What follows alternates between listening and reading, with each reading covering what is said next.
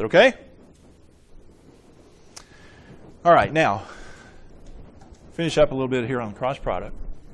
Like we said, it's orthogonal, but there's two ways you could go orthogonal to vectors, because, like we said, on the two-dimensional case, it could be that it's orthogonal coming out, because a vector starts and then goes in one direction, so it either could come out or it could go inward if we draw two-dimensional vectors on the board or on your paper.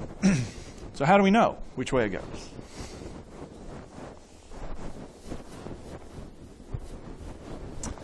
Well, of course, if we did the actual cross product, that would tell us, because that gives us the dimensions there for the components for our cross product. But you can also tell by what's known as the right-hand rule. Kind of the same as with, we have that for three-dimensional. If you go x to y, that tells you the direction of your z. Sort of the same idea, right-hand rule. So this will give the direction of A cross B.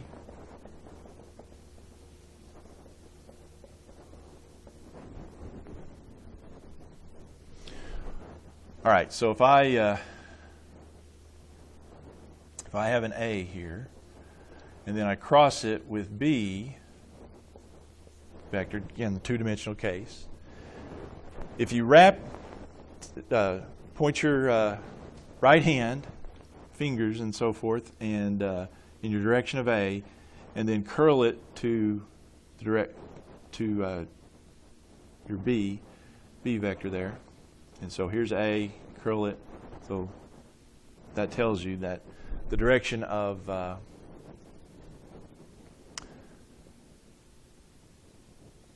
your cross product would be coming out of the board, which is hard to draw in two-dimensional space. But yeah, so it curls, and so the thumb points your direction. Now, if I go A cross B there, and I do my angle there, here's A, here's B. So A cross B here is coming out of the board.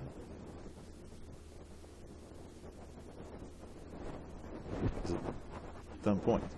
All right, now here we rotate, got our right hand fingers pointing that way, and we curl it towards B, our thumb goes back.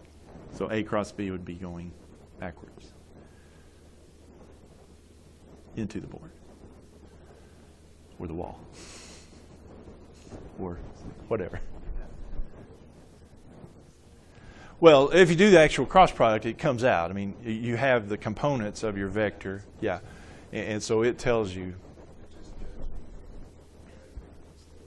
Yeah. Okay.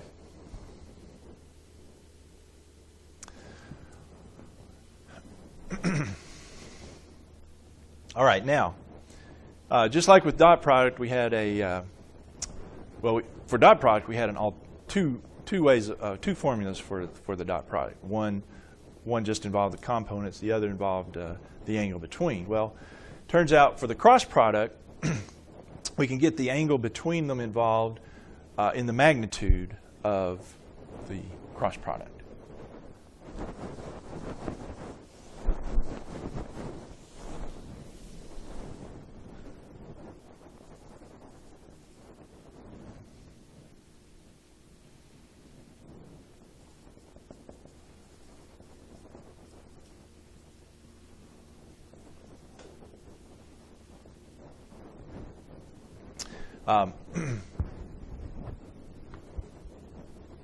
So again, theta is the angle between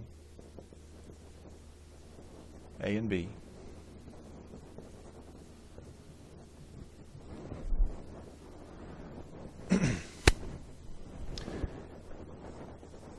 So the magnitude of A cross B, we could, of course, do it once we find the vector. We can do the magnitude that way, but there is a straightforward formula where Actually, again, you utilize the magnitudes of A and B times the sine of theta. Okay? So that gives us the magnitude. So instead of cosine theta for the dot product, the magnitude of the cross product is the magnitudes times sine theta. Interesting, huh?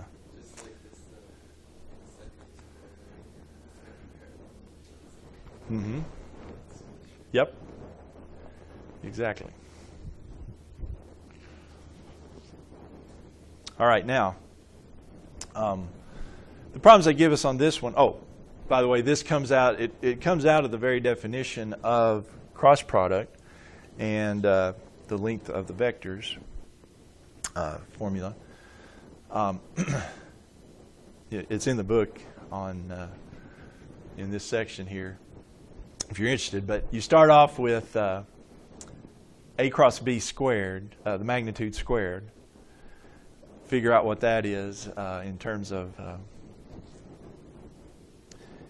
your definition, and you have to do a little finagling. One of the steps there, you have to do a little rearranging and factoring. Probably the best way to show that is to go backwards and show that the factored form of it, or semi-factored form. It's anyway, yeah. But to go from one step to the next is to do that little factoring step. That takes a little. And if we had more time, I would show you. But anyway, it comes out of just basic definitions. Interestingly enough, but let's do one here. Let's run out of time. A cross B. Find the magnitude of A cross B and determine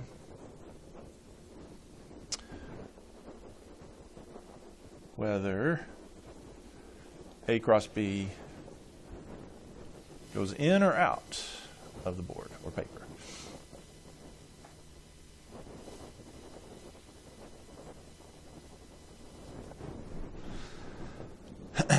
And they got a little tricky on it, because here's what they give you. They don't actually give you the components. They'll give you here's A, and the magnitude of A is 6. Here's B, and the magnitude of B is 5. And then we'll say this. Yeah, they just graphed them out. I want to make this 150 degrees. Yeah, they give you the angle. That's 5. So they don't give you the components. They just give you, because if you had the components, you can do the magnitude. Just find the cross product and find the magnitude a different way. But give it like this, you're forced to use the formula. Okay? The magnitude of A cross B. Well, we take the magnitude of A times the magnitude of B times the sine of the angle between them. All right, so that would be 6 times 5 times the sine of the angle between them. That would be 150. So that's 30 times sine of 150. Oh, okay. You got a reference angle of a reference angle of 60, so it would be the square root of 360. Reference angle is 60, so that's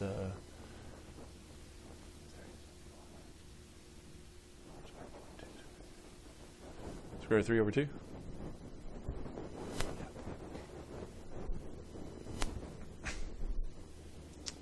Just to be positive. So yeah, 15 square root of 3 would be that length of cross product. Now, question.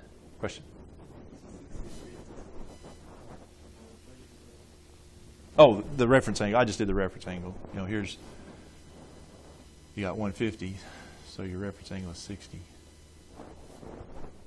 See what I'm doing? That's just the way I learned it, and just however you got it memorized. You may have that memorized. I don't have them all memorized. So.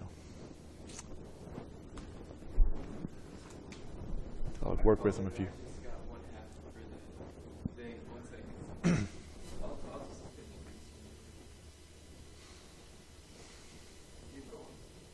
Is that right? I need corrected. Wrong. Okay.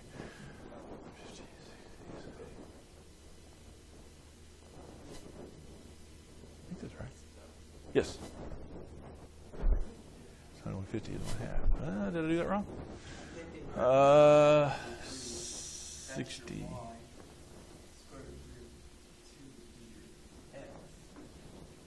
60 is here, so that's square root of 3. That would be -1. I'm seeing that.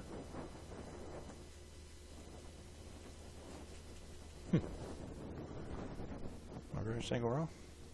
Oh, that's what it is. My reference angle is wrong. That's 30 reference angle. Yeah. All right, yeah, I'm a little rusty, so it is the other way around. Thank you. All right, so yeah, I had it just exactly the opposite. So the sine of 150 is just 1/2, so it is just 15. Yep. Now, whether it goes in and out of the paper. Well, that's where we can utilize, here's A, and so if I curl around to B, it's going in, okay?